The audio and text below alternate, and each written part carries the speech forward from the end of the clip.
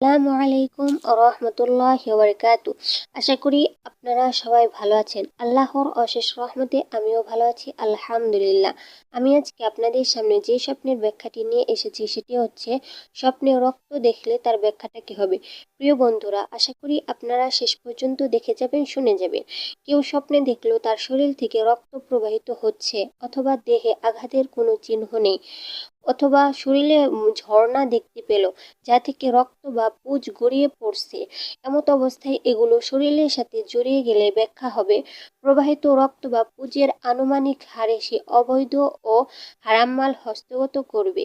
কিন্তু দেহ বা কাপড়ে যদি না লাগে, তাহলে নির্গত রক্ত পুজের সমপরিমাণ রক্ত বা পুজ তার শরীর থেকে বের হয়ে যাবে।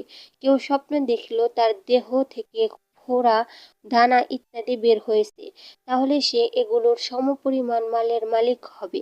আর শরীর ফুলে যাওয়া, মোটা হওয়া ইত্যাদি দেখা সম্পদ লাভের নিদর্শন। আশা করি আপনারা সবাই ব্যাখ্যাটি বুঝতে পারছেন। যদি বুঝতে না পারেন তাহলে ভিডিওটি পুনরায় দেখবেন। যদি তাও বুঝতে না পারেন তাহলে কমেন্টে বলে যাবেন। ভালো থাকুন, সুস্থ থাকুন। আসসালামু আলাইকুম রহমতুল্লাহি ওয়া বারাকাতুহু।